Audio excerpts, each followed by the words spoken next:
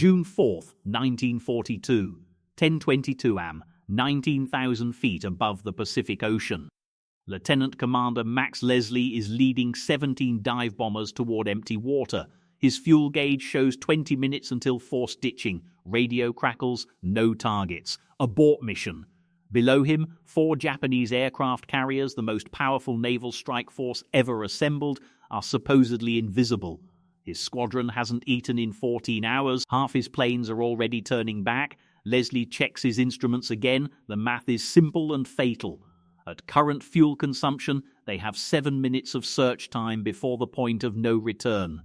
The Japanese fleet could be anywhere in 360 degrees of ocean. Visual range from this altitude, 12 miles. Search area required, 840 square miles. Probability of visual contact, 0.4%. But Leslie doesn't turn around. Instead, he does something that violates every protocol in naval aviation. He keeps flying on pure intuition, burning fuel he doesn't have, toward a target nobody can confirm exists, gambling 17 crews on a hunch, no target's his arse. In the next 14 minutes, Max Leslie will locate a fleet that's supposed to be invisible, survive a fighter screen designed to be impenetrable, drop 1 bomb from a mathematically perfect angle, and cripple the carrier that's about to launch the counterstrike that could win Japan the Pacific War, all while his own plane is literally falling apart mid-dive. The man was 32 years old. And this wasn't even the craziest thing he'd do that day. Maxwell Franklin Leslie, born February 4th, 1910. Hackensack, New Jersey, the kid who at age 8 watched a barnstormer crash into a cornfield, ran toward the wreckage while everyone else ran away, and helped pull the pilot out. When someone asked if he was scared, he said why. He needed help. Some people are just wired backward. But to understand how a man flies toward mathematical death and somehow survives, you need to know what made him different. May 1932. Pensacola, Naval Air Station, Florida. Leslie graduates flight school ranked 3rd in a class of 47. Decent. Unremarkable. His instructors note adequate technical skill. Questionable decision-making. The questionable part?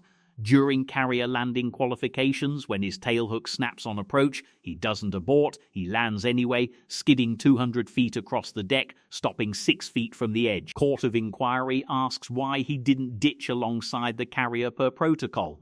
Leslie's answer seemed wasteful to lose a perfectly good airplane. They can't argue with results. He's assigned to dive bomber training. March 1938. US Enterprise, Philippine Sea. Leslie's squadron is practicing dive bombing. Standard doctrine, release at 2,500 feet to ensure safe pullout. Leslie keeps releasing at 1,800 feet. His bombing scores are perfect. He's hitting within 10 feet of target center every time. His commanding officer orders him to follow procedures.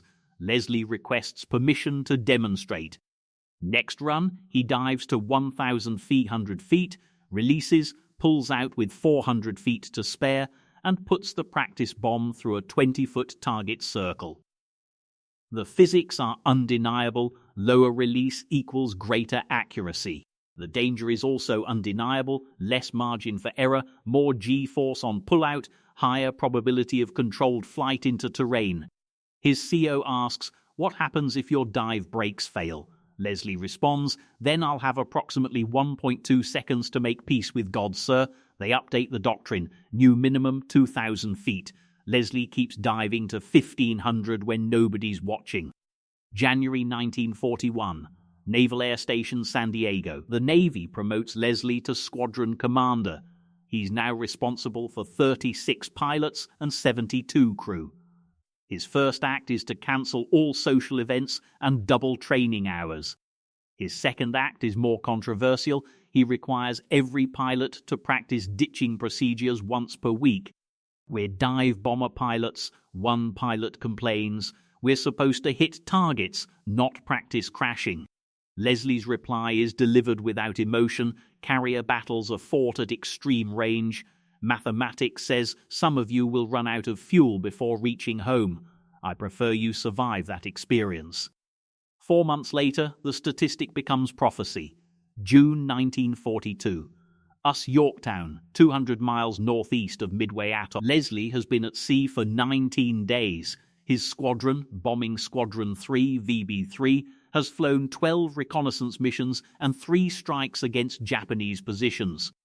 They've lost 2 planes to mechanical failure, 0 to enemy action.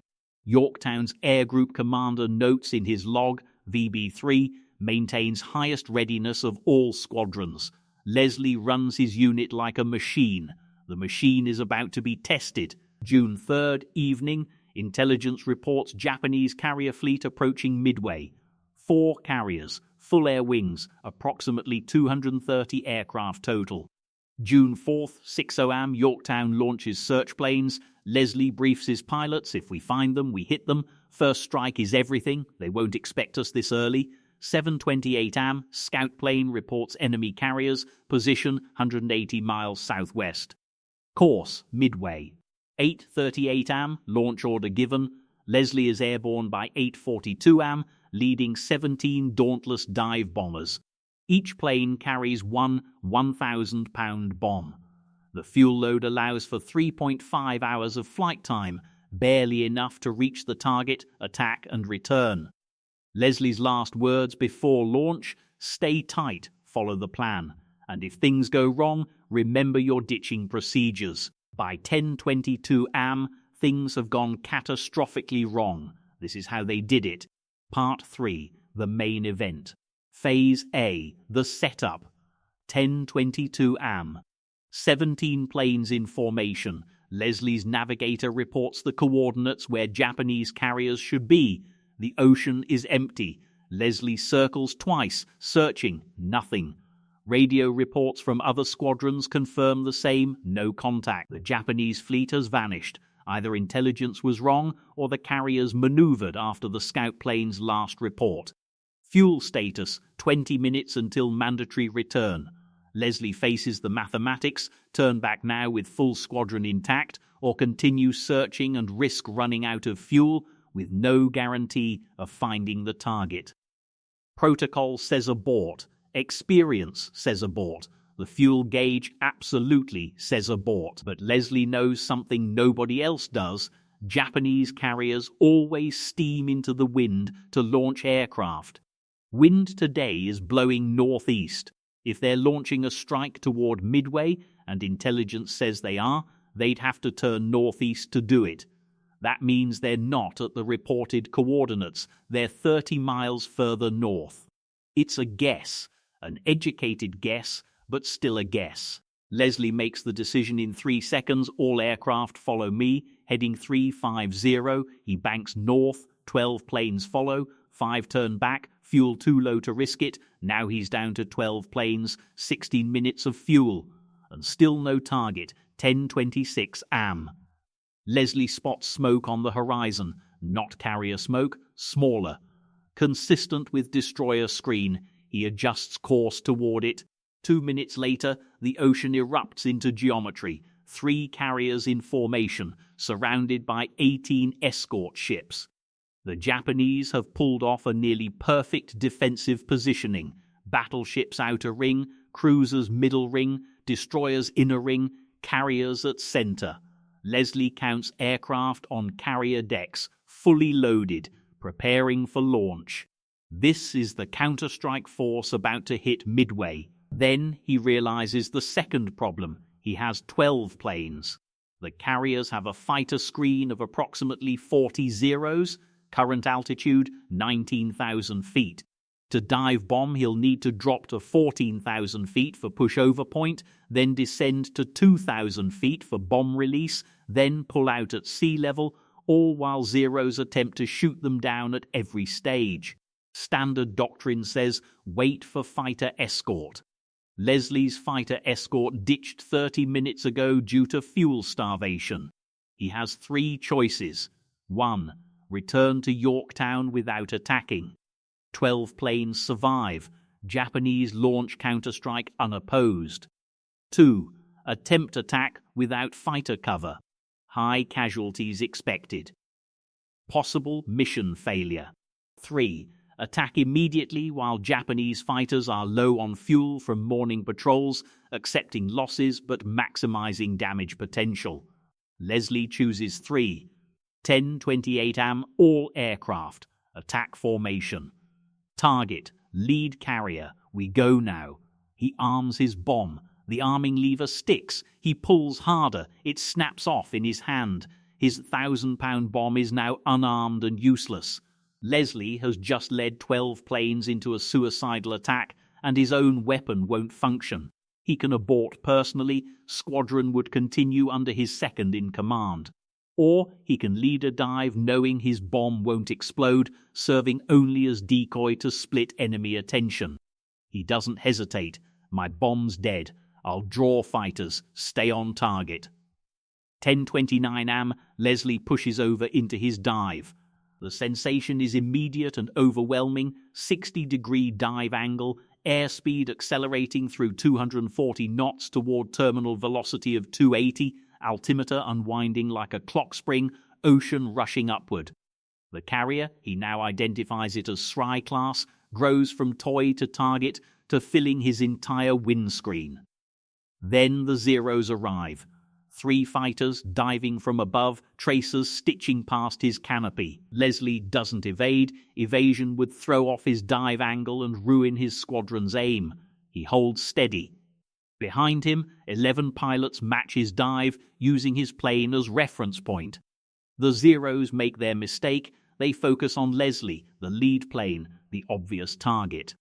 While they pour fire into his aircraft, the other 11 bombers dive unmolested. Leslie's engine temperature spikes, radiator hit. Oil pressure drops, line punctured. His propeller begins vibrating, balance weight shot away. He now has approximately 40 seconds before engine failure. 14,000 feet. Dive brakes deployed, slowing descent to maintain control. Carrier below is launching aircraft. He can see planes rolling down the flight deck. If those planes get airborne, they'll massacre his squadron during the vulnerable pull-out phase. 10,000 feet. His instrument panel explodes. 20 Myanmar round through the cockpit. Shrapnel cuts his face and left hand. He can't see out his left eye. Blood or oil or both. He keeps his right eye on the target, right hand on the stick. 8,000 feet. The carrier turns hard to port, evasive maneuver. Leslie adjusts his dive angle 2 degrees right, predicting the turn radius. This is pure trigonometry solved in real time while being shot at. Carrier speed approximately 28 knots, turn radius approximately 600 yards, his descent rate 280 feet per second, time to impact 11 seconds, 6,000 feet. Zeros break off, they're too low, risk of collision with their own ship. Leslie is alone now with SRI, just him and 30,000 tons of steel, and the geometry that decides who survives. 4,000 feet. He can see individual sailors on deck running, can see aircraft with their wings folded, can see the red circle painted on the flight deck. 2,500 feet. Standard release altitude. Leslie doesn't release. His bomb won't work anyway, but he needs to make this dive perfect so his squadron, following his every move, releases at the optimal moment. 2,000 feet. 1,800 feet. 1,500 feet, his preferred altitude, the height he's practiced 1,000 times. Leslie hits his release anyway, dropping the useless bomb. Behind him, 11 pilots release within a 2-second window, 11 1,000-pound bombs falling toward a moving target. Leslie pulls out, 7Gs crush him into his seat, his vision tunnels, his engine seizes completely, propeller windmilling free, no power. He's pulling out of a dive in a powerless aircraft at 180 knots, 50 feet above the ocean. Momentum carries him away from the carrier. He glides, rationing altitude, watching behind him. 10:30 am. 14 seconds after his dive, 3 bombs hit SRI. 1 strikes forward elevator, penetrating to hangar deck where aircraft are being fueled and armed. Ignition. 1 strikes midship, penetrating the flight deck into the carrier's magazine. Immediate detonation. One strikes aft, destroying engine room access. SRI vanishes into a column of fire 600 feet tall. Leslie's altimeter reads 30 feet, airspeed bleeding off. He ditches perfectly, setting his dead plane down on the water like a training exercise, textbook execution of the procedure he'd forced his pilots to practice. His plane floats for 90 seconds, long enough for him and his gunner to climb into their life raft. Then it sinks. He watches SRI burn from sea level. Around him, 11 parachutes blossom, pilots who couldn't make pullout, who bailed at the last second. 9 life rafts hit the water, all 12 of his bombers are gone. But one carrier is dying. Some things, Leslie tells his gunner, are worth the exchange rate. Leslie and his gunner float for 6 hours before a Peabody Catalina spots them. They're picked up at 4:47 p.m., dehydrated and sunburned but alive. The Catalina pilot asks what squadron he's from. VB3, Leslie says. You're the guys who got SRI? We got something. The pilot shakes his head. Kid, you got the whole damn carrier. She sank 40 minutes ago.